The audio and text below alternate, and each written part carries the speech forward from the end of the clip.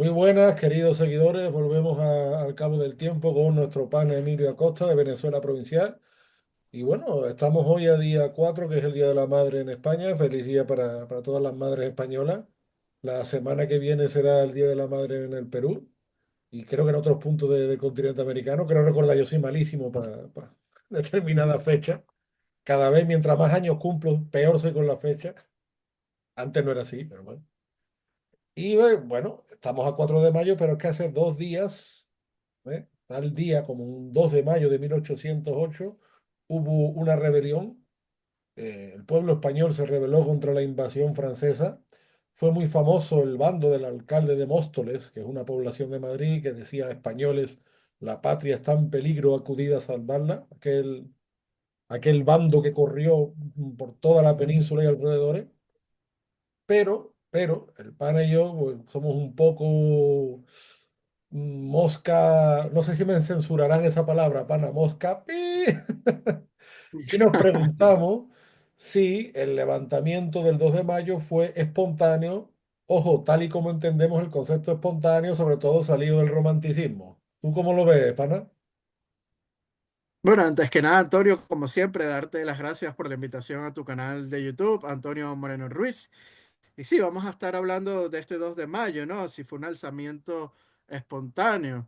Porque recordemos, Antonio, que el 2 de mayo de 1808, después de meses de conflictos casi que diarios, ¿no? Entre franceses y españoles en tabernas y calles de Madrid, pues comenzó a extenderse un clima de máxima tensión. Eso sí hay que reconocerlo, ¿no? El Mm, ejército de Napoleón, recordemos, Antonio, había entrado a España meses antes bajo el pretexto de invadir Portugal. Y recordemos también que fue Godoy, el válido del rey Carlos IV, quien en el tratado de Fontainebleau, recordemos ese tratado que tú siempre lo recuerdas, donde se le iba a dar Fontainebleau, autonomía. Fontainebleau, yo no me entero cómo se pronuncia, pero bueno.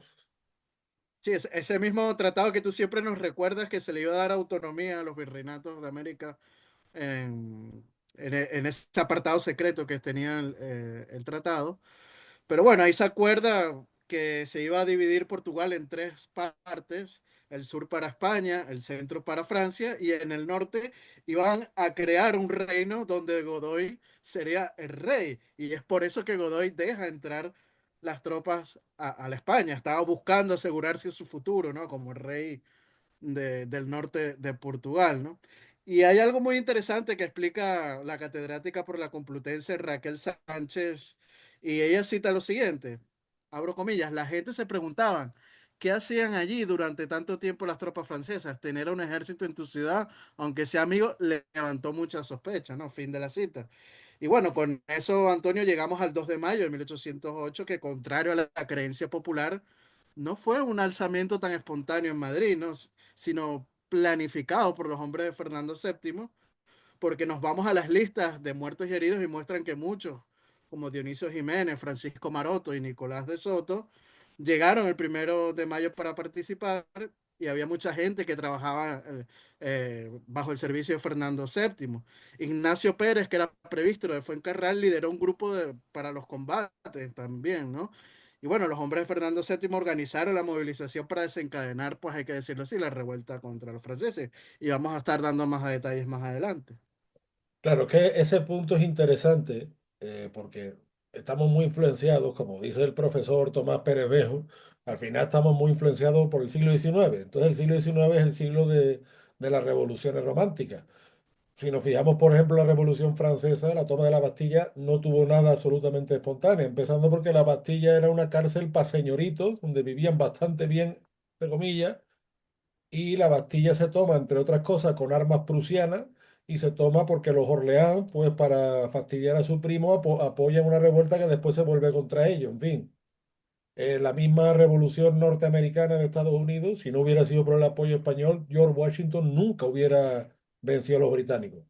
Y como esto, tantas otras cosas. Lo que pasa es que, claro, la construcción de la narrativa, la construcción del relato del siglo XIX, pues así lo ha liderado y así nos ha llegado a nosotros. Claro, el 2 de mayo nosotros no estamos diciendo que no tuviera mérito, todo lo contrario. De hecho, fíjate que los burgaleses dicen que en verdad la primera revuelta no fue en mayo en Madrid, sino que fue en abril en Burgos. Y en Burgos hay una placa relativa a eso, es bien interesante. Y corrobora lo que tú dices, el ambiente de tensión que había en la península ya era irrespirable, porque la gente no entendía por qué esa cantidad de soldados franceses que andaban como Pedro por su casa, por España. Si bien es verdad, porque tú sabes, otras veces lo hemos dicho, Napoleón fue un hábil propagandista, teóricamente se había reconciliado con la Iglesia Católica, eso no se lo creía ni él, ¿no? Pero fue muy hábil como propagandista, pero aún así la gente en España no lo quería. Y Fernando VII, mal que le pese a mucho, pues contaba con muchísimo apoyo en el ejército. Hay que decir que los militares, Madrid tuvieron, o sea, por supuesto que el pueblo llano también tuvo protagonismo, eso no lo negamos, pero lo que es el estamento militar, lo que fueron los soldados, tuvieron arte y parte en ese alzamiento del 2 de mayo. Ya sabemos que antes había habido una rebelión en Burgos. Días antes, también por Madrid, sabemos que un cura se había cargado un francés de un trabucazo. O sea, que ya era cuestión de tiempo, ¿no? Pero probablemente el bando del alcalde de Móstoles sí marca un antes y un después. Y marca un antes y un después porque hay militares, como tú bien dices, hombres de Fernando VII, que por cierto hace poco estuve repasando el vídeo que tú grabaste con Luis del Pino, donde Luis del Ujú. Pino pues aprovecha para decir esto también, ¿no? Que los hombres de Fernando VII estaban detrás del 2 de mayo.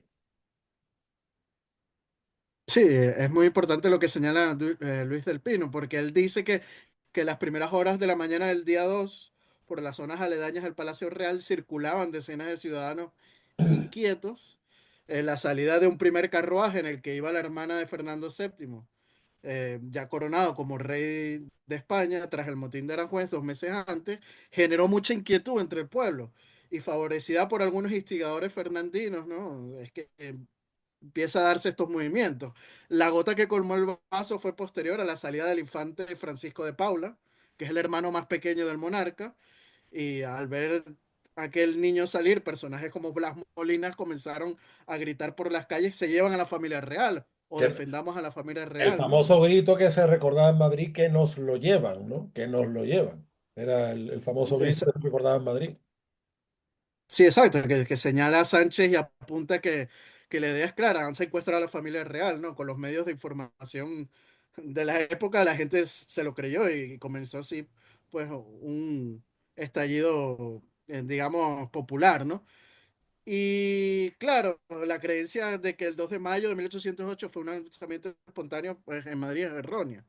Fue una sublevación planificada, orquestada por los hombres de Fernando VII.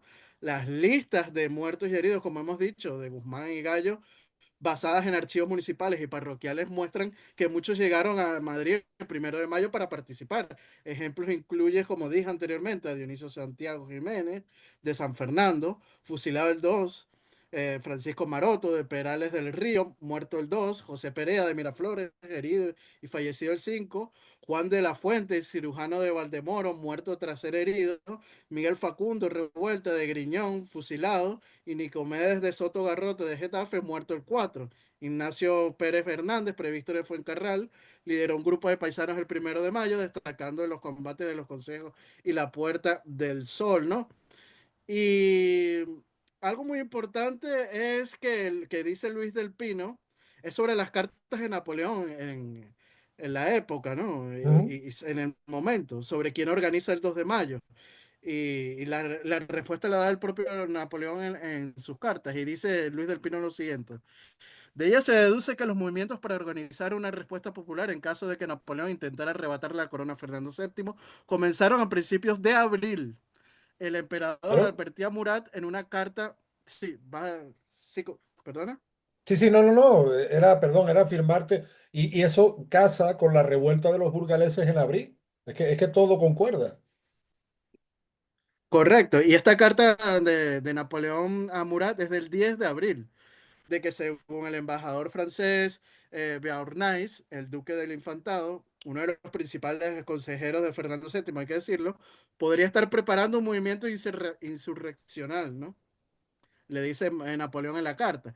Y hay una segunda carta, Antonio, a Murat del día 5 de mayo, en la que le habla de esa insurrección de Madrid, de la que acaba de tener noticia, y Napoleón le dice a su lugarteniente en España lo siguiente, abro comillas, tengo pruebas de que fueron don Antonio y la Junta quienes tramaron esta insurrección.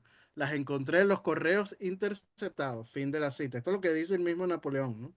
Y en otra carta a Murat del 15 de mayo de 1808, Napoleón remacha lo siguiente, abre comillas, informaciones fidedignas en las que tengo motivos para confiar me llevan a la convicción de que el movimiento general que se ha producido en Madrid ha sido ordenado por el príncipe de Asturias y su corte y ha operado en lo sucesivo por la Junta, a exponerse a cualquier extremo antes que adherirse a lo que yo había pedido y masacrar a todos los franceses. Eso era lo que se había ordenado a todas las provincias. Fin de la cita de Napoleón, ¿no? Y también, bueno, nos lo confirma en sus memorias Busset, que actuó como traductor para Napoleón en 1808. Sigue diciendo Luis del Pino lo siguiente, evidentemente los preparativos del levantamiento no podían ser demasiado visibles, por cuanto eso habría significado la guerra con Francia y lo que Fernando VII pretendía era apurar las posibilidades de negociación con el emperador. A partir del 20 de abril, fecha en que Fernando VII llega a Bayona, se añadía además otra dificultad adicional, estando los españoles presentes en esa ciudad francesa en manos de Napoleón. Cualquier preparativo debía realizarse de estricto secreto para evitar que los franceses tomaran represalias con los príncipes y sus séquitos. Pero no todo el mundo es capaz de guardar un secreto, no todo el mundo es capaz, por ejemplo, de dejar de pensar en la suerte que puede correr su familia. El 27 de abril, el duque de Gijar, uno de los miembros de la comitiva de los príncipes en Bayona, escribió a su mujer para avisarle de que saliera inmediatamente de Madrid ante la catástrofe que se avecinaba.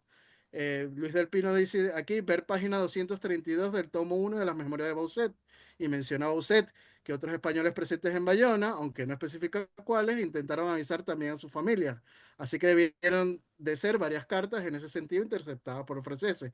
Y por último, no tenemos más que fijarnos en la propia lista de muertos del 2 de mayo para corroborar lo que Napoleón y Bauset nos dicen. De los 405 muertos del 2 de mayo, al menos 22 eran servidores directos de Fernando, algunos llegados desde fuera de Madrid para la ocasión, que es la lista que yo anteriormente cité que proporciona Guzmán y Gallo, ¿no? Fíjate que uno de los protagonistas del 2 de mayo fue mi paisano, el sevillano Luis Daoíz, que tiene una estatua en la Plaza de la Gavidia, una plaza muy céntrica de Sevilla. Bueno, la heroica toma del parque de artillería, ¿no? Que inmortalizó Sorolla en sus cuadros. Luego la carga de los mamelucos que inmortaliza Goya. En fin, la pintura desde luego nos dejó secuencias para la inmortalidad precisamente, ¿no? Claro, lo que pasa es que siempre yo creo que hemos acudido un poco a la mentalidad romántica y bueno, por supuesto está el cuadro trágico de Manuela Malasaña y su padre luchando contra los franceses, pero hay que decir que todo se complementa. ¿Por qué? Porque esa participación del pueblo llano, que es innegable, o sea, más bien el pueblo llano se une a los militares y se une a los hombres cercanos de Fernando VII. El 2 de mayo es una conjunción de fuerzas, ¿no? Y es una conjunción de fuerzas para que muy pronto se propaga por toda Europa e incluso por toda América. ¿Por qué? Porque ya en esa época en Madrid había bastantes americanos y dieron testimonio. Yo siempre me acuerdo del 2 de mayo, vivido por Mejía Lequerica, José Mejía Lequerica, que fue un quiteño, que luego se significó con los liberales, y el amigo Francisco Núñez del Arco recuerda el testimonio que él da. Y leo textualmente, pana, de Francisco Núñez del Arco. José Mejía Lequerica, el quiteño ilustre de las Cortes de Cádiz, quien luchó contra los franceses en la Guerra de la Independencia Española, un liberal convencido, vivió el levantamiento del 2 de mayo de 1808 y pudo escribir a su esposa Manuela Espejo a finales de ese año las siguientes líneas vivenciales. Esto ya son palabras textuales de Mejía Lequerica. En grandes riesgos hemos estado todos los habitantes de Madrid, y yo mismo corrí mucho peligro el día 2 de mayo, día tristemente memorable por el valor y la lealtad de los españoles y por la sangrienta barbaridad de los franceses, nuestros tiranos. Parece que el cielo quiere libertarnos de sus cadenas. Yo estoy alistado voluntariamente, como también el conde de Puñonrostro. Una aclaración, el conde de Puñonrostro era el latacungueño Manuel Mateu, grande de España, uno de los americanos que tenía título, ¿no? que formaba parte de la grandeza de España. Bien, y si perecemos en algún combate, tendrás tú el envidiable honor de que a tu esposo haya cabido una muerte gloriosa. Y si salgo con vida y honra, como lo espero de Dios, tendrás en tu compañía un hombre que habrá demostrado no estar por demás en el mundo. En fin, es menester seguir los impulsos de la razón y el patriotismo. Ay, Manuela mía, qué diferentes son los chapetones, se refiere a los peninsulares, y los franceses de lo que allá nos figuramos. Qué falsos, qué pérfidos, qué orgullosos, qué crueles, qué demonios estos, refiriéndose a los franceses. Al contrario, los españoles, qué sinceros, qué leales, qué humanos, qué benéficos, qué religiosos y qué valientes. Hablo principalmente del pueblo bajo y del estado medio, porque en las primeras clases hay muchos egoístas, ignorantes, altaneros y mal ciudadanos. Bueno, ahí no ha cambiado tanto la película, ¿no? Pero lo que me llama la atención es la habilidad de la propaganda francesa, pues que ya en América y en Europa pues se tenía como que los franceses eran seres de luz, ¿no? Y el mismo Mejía Lequerica se sorprende de esa propaganda que había francófila, por así decirlo, hasta que él vive en primera persona el 2 de mayo. Sí, bueno, los llamados afrancesados que están muy presentes en la península, ¿no? Y no solo en la península, en América también los vemos. Que Ujú. esto hace que la sociedad española, no el pueblo español, ojo, sino más bien la casta, las altas clases, se dividan, ¿no? Entre lo que podríamos llamar conservadores y liberales, ¿no? Y de ahí es que esa casta que va reflejándose o huyendo de las tropas napoleónicas en Madrid, van y llegan hasta Cádiz y son los que organizan justamente las Cortes de Cádiz y lo que será posteriormente la Constitución de Cádiz, ¿no? Que vemos que tiene una fuerte influencia de lo que es la llamada Revolución Francesa. Eran unos Sí. revolucionarios en aquella época. Bueno, y ten en cuenta que el 2 de mayo es lo que decimos, para el 2 de mayo marcó un punto de inflexión, pero dicho incluso por José Bonaparte, que fue conocido por Pepe Botella. O sea, acordémonos de su frase famosa cuando le escribe a su hermano Napoleón: tengo por enemigo a una nación de 12 millones de almas, enfurecidas hasta lo indecible. Todo lo que aquí se hizo el 2 de mayo fue odioso. No, Sire, estáis en un error. Vuestra gloria se hundirá en España. Y acordémonos que el mismo Napoleón lo dice en varias ocasiones a lo largo de su vida: aquella desgraciada guerra de España me perdió, nunca la guerra con España, o sea la misma familia Bonaparte lo hizo, claro. También es verdad que José Bonaparte luego viviría exiliado en Estados Unidos con lo mucho que robó de España, ¿no? Eso nunca se arrepintió desde porque fue otra cosa igual. Si el pueblo y los militares le tenían odio a los invasores napoleónicos, era por lo mal que trataban a la población y segundo, las barbaridades que hicieron, que jamás han pedido perdón por eso, ahora que está tan de moda pedir perdón, y ahora que vemos que la señora de Anglo, después de todo lo que nos ha insultado a España, quiere la nacionalidad española, nadie le ha exigido perdón a Francia, después de todas las iglesias que destruyeron, toda la documentación que se perdió, pana, porque mucha documentación la quemaron. Profanaron tumbas de grandes héroes españoles como el Cid Campeador o el Gran Capitán. Hicieron violaciones en masa, hicieron barbaridades, llevaron columnas de presos españoles a los Países Bajos que utilizaron allí como esclavos. O sea, yo no veo por eso te digo que al final muchas veces, y lo hablamos con el maestro Jorge García Ruiz, ¿no? Que estamos siempre diciendo que si los anglosajones, que si la propaganda, pero yo creo que el siglo XIX ha sido el siglo de la propaganda francesa. O sea, como un país, esto es una de las cosas que yo concuerdo con Elvira Roca Barea.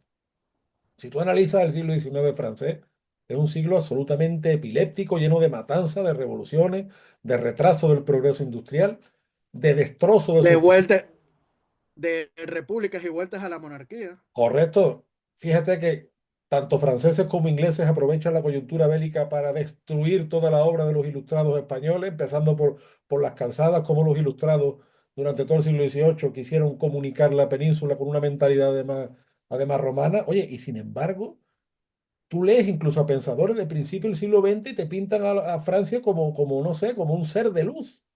Es que es acojonante. Después de toda la barbarie y lo que decía José Mejía Lequerica, los tacha de bárbaros, ¿no? Porque fue lo que hicieron aquí, con un odio y una hazaña y un desprecio por la población, que fue precisamente lo que hizo que el 2 de mayo, que es el tema que nos referimos, estallara. Pero que estallara, como tú bien dices, no de un instante a otro, sino porque era algo que se venía preparando.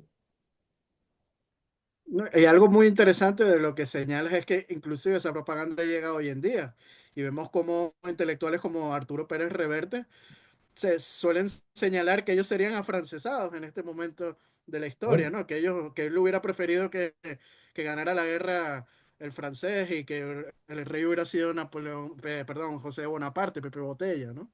sí, Pero yo quisiera, sí, sí, sí, no, perdón, perdón.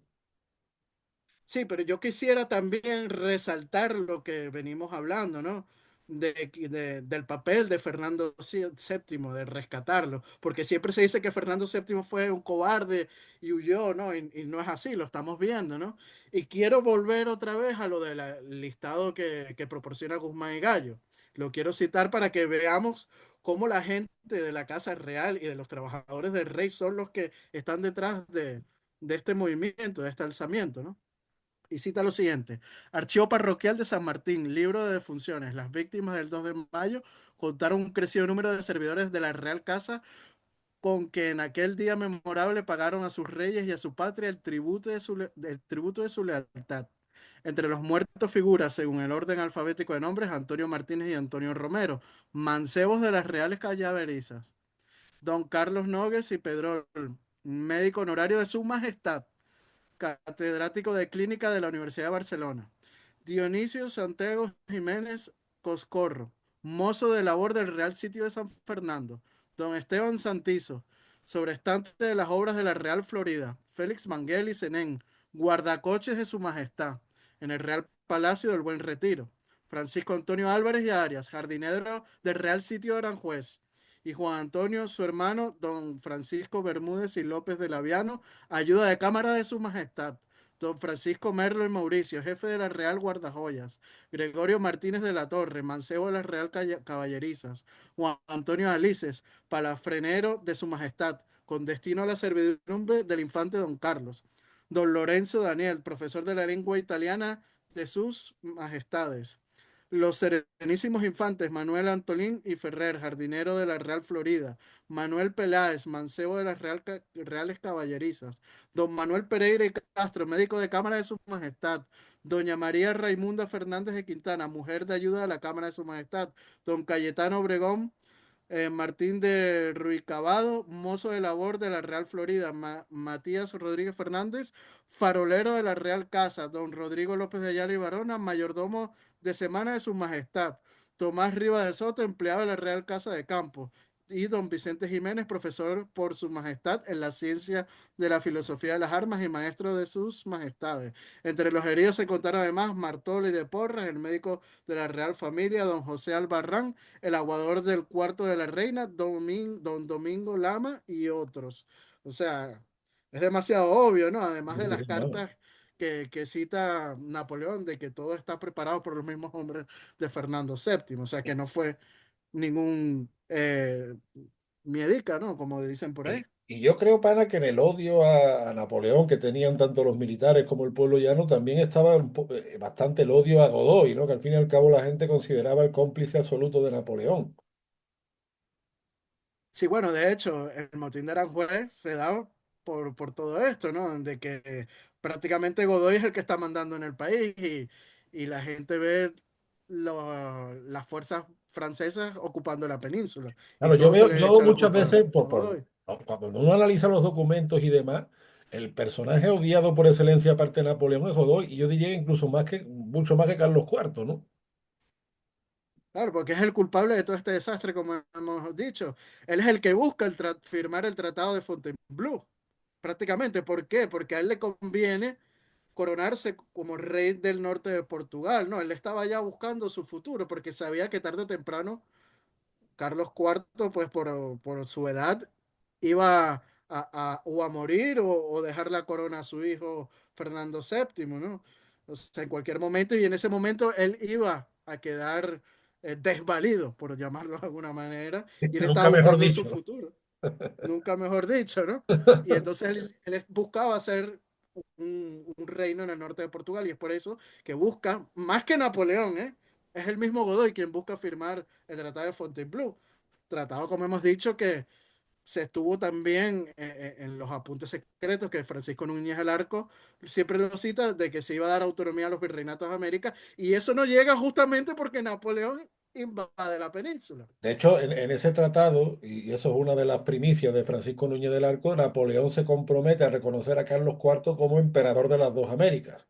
Estamos hablando del año 1808, cuando ya en 1806 el rey Carlos IV, que yo siempre digo que hubiera sido el rey para la historia de España, pero por desgracia lo fue por otros motivos, 1806 ya estaba aprobado lo que se venía pensando desde la época del conde de Aranda y Carlos III. Esto es, mandar príncipes españoles a América y que formaran su propio equipo de gobierno en los virreinatos. Cuatro grandes virreinatos, ¿no? Nueva España, Río de la Plata, Nueva Granada y Chile, y Perú, perdón, Perú, me van a matar los amigos peruanos. Y se formara así una confederación económica, diplomática y militar, quedando Santo Domingo, Cuba y Puerto Rico como enlaces con la España europea. Bueno, estamos viendo que eso es una Commonwealth, que después ese modelo lo aplicaron los británicos. No se pudo aplicar, pero sí es verdad que, y esto es importante porque siempre dicen, no, que es que los Borbones o los reyes españoles nunca quisieron reforma, es falso. Sí quisieron reforma, y especialmente de la época de Carlos III, y ellos eran conscientes de que la América española ya había que cambiar la forma de gobierno. Lo que desde luego no querían era una revolución sangrienta que acabara en mil pedazos para beneficio de otras potencias. Eso no lo quería nadie. Ni siquiera, y mucho menos los propios americanos que luego lucharían con uñas y dientes durante décadas contra ese proceso revolucionario. Pero bueno, sería meternos en otro lado. Pero sí es verdad que además llama la atención. Napoleón se compromete a reconocer a Carlos IV emperador de las dos Américas, cuando en verdad los reyes españoles la palabra emperador la utilizan poco. Está en la documentación, aparece, pero realmente ellos no es una expresión que utilicen demasiado, sinceramente, ¿no? Fíjate que hablando del 2 de mayo, vuelvo a Mejía Ujú, Lequerica. En el año 1811, en las Cortes de Cádiz, Mejía Lequerica todavía estaba muy influenciado por lo que él había vivido en el 2 de mayo. Y dice así: todos los españoles de ambos hemisferios componemos un solo cuerpo, formando una misma nación. Es preciso que así como somos iguales en los derechos, lo seamos también en las obligaciones, cualquiera que sea el punto de la monarquía que sufra el peligro que motive los sacrificios. Al pronunciarlo me lisonjeo de ser intérprete fiel de los sentimientos de América, pues ésta se halla tan lejos de ceder a las maquinaciones del tirano de Francia, como se ha tenido la temeridad de suponerlo con respecto a los países en conmoción, que ni un solo hombre, entre los muchos millones que la componen, detesta menos la atroz barbarie de estos feroces vándalos, que los desgraciados pueblos de la península que han sido lastimosa víctima de sus sacrilegios, de su brutalidad y de su carnicería. Todos los americanos anhelan a permanecer españoles. Por lo que a mí toca, creo que el mejor modo de manifestarse españolas nuestras provincias ultramarinas es permanecer unidas, permanecer unidas con la libre patria común, perdón, que me sabía salir una cosa. Con la libre patria común que a manera de un árbol frondoso extendió sus ramas por esas dilatadas regiones. Y a decir verdad, la nación española no es más que una gran familia, que viniéndole estrecho el antiguo mundo, se dilató por los inmensos espacios del nuevo. Esto es, que no cabiendo en su primitiva casa, aumentó con nuevas habitaciones, pero siempre bajo de un mismo techo, es decir, a la sombra y amparo de una misma soberanía, con que siendo todos nosotros una sola nación, una misma familia y una indivisa fraternidad, no encuentro el menor inconveniente, antes y justos motivos, para que nuestros hermanos lleven en las Américas iguales cargas que en la península. Esto casa mucho con lo que tú dices de que si supuestamente los americanos cargaban con muchos más impuestos que los peninsulares, cuando muchas veces era al contrario. Y ya te digo, tanto conmocionó a Mejía Lequerica lo que él vivió, que se nota luego en su discurso. Otra cosa es que, bueno, que el proceso político al final acabara como acabara. Pero fíjate, pana, que todo esto de los de mayo también provoca en América una adhesión popular a Fernando VII. Volvemos a recordar a Tomás Pérez Bejo. Si uno ve las proclamas de Venezuela, de Quito, de Nueva España, todo es fuera los franceses, viva Fernando VII. Incluso la famosa bandera de Caracas no es Fernando VII, o sea, ujú. porque todo el mundo Sí, sabía, viva Fernando VII. claro, porque todo el mundo sabía, tanto en Europa como en América, que el levantamiento había sido por los partidarios de Fernando VII. y luego esas juntas en América, por desgracia, van a ser manipuladas y en fin, bueno, luego pues llegó lo que llegó, pero es interesante entender esto e imprescindible entender este punto. Sí, muchas de las juntas en América, pues habían facciones que eran muy radicales, que lo mismo sucede en las Cortes de Cádiz, porque en las Cortes de Cádiz hay unas facciones que son radicales, que son los que justamente vienen de esa casta política de Madrid, y otra que no es tan radical, que claro, hay que crear las Cortes mientras Fernando VII está preso en Bayona, ¿no? Pero una vez que en 1814 Fernando VII es liberado, ya la Constitución de Cádiz no tiene ninguna opción o validación, ¿no? Y es recibido Fernando VII en España a gritos de viva el rey, muera la Constitución, ¿no? Y el pueblo no está de acuerdo con la Constitución y sobre todo en, en el escrito de los persas, ¿no? Ujú. Es demostrado esto. Y es, sí, sí, ¿vas a decir algo?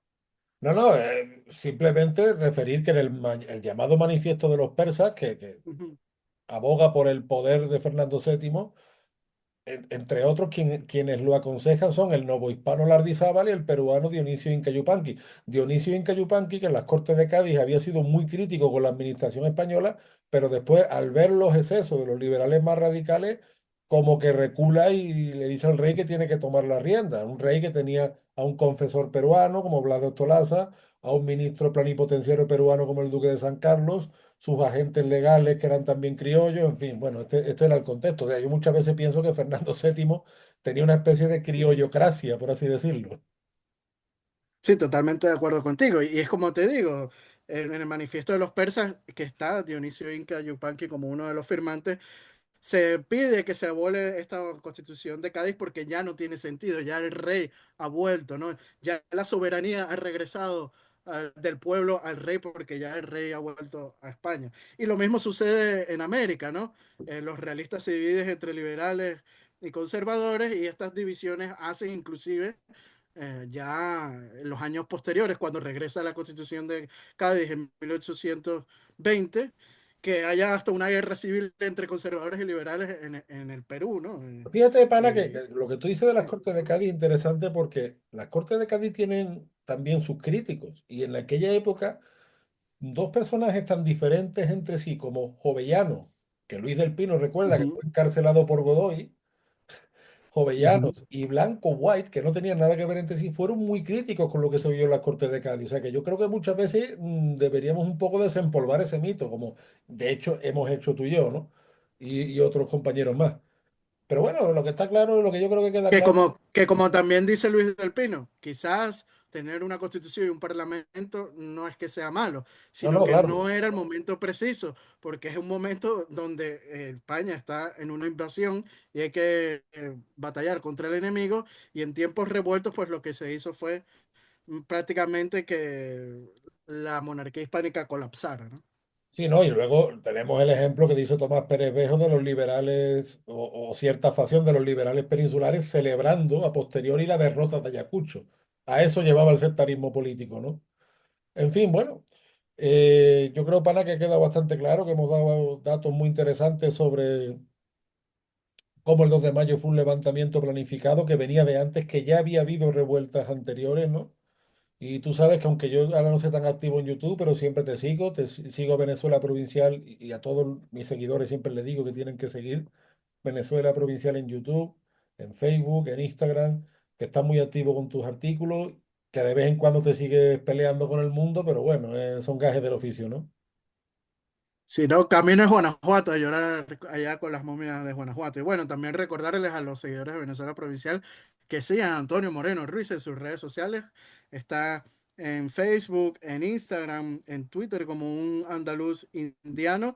No dejen de suscribirse a su canal de YouTube y al de Venezuela Provincial y darle a la campanita para que así estén pues enterados de todos los vídeos que subimos a nuestro canal de YouTube. Aprovechamos, Antonio, de recordarles que si desean ser mecenas o patrocinantes de nuestros proyectos de divulgación histórica, pueden hacerlo a través del Patreon, tanto de Venezuela Provincial como el de Antonio Moreno Ruiz, con tan solo 1 euro, por lo que puede costar una lata de refresco en un supermercado, pues ya nos están ayudando mucho en esta labor de divulgación histórica. Aprovechamos para enviarle un fuerte saludo y abrazo a nuestros mecenas y patrocinantes, como lo son Gabriel Arrieta, Juan Cristóbal García, Lomel Izam, Domingo González, Miguel Curvelos y los miembros de nuestro canal de YouTube África del Valle y Antonio Meraquian, que esa es otra forma también de apoyarnos, haciéndose miembros de nuestro canal de YouTube. Bueno, pues así las cosas, pana. Tú sabes, ahora no estoy tan activo en YouTube, no sé cuándo volveré, pero espero que sea lo más pronto posible. Gracias por todo y te mando un fuerte abrazo desde el puerto y la puerta de las Indias. Y yo otro desde la Villa y Corte de Madrid, Antonio. Hasta la próxima. Chao, chao. Adiós.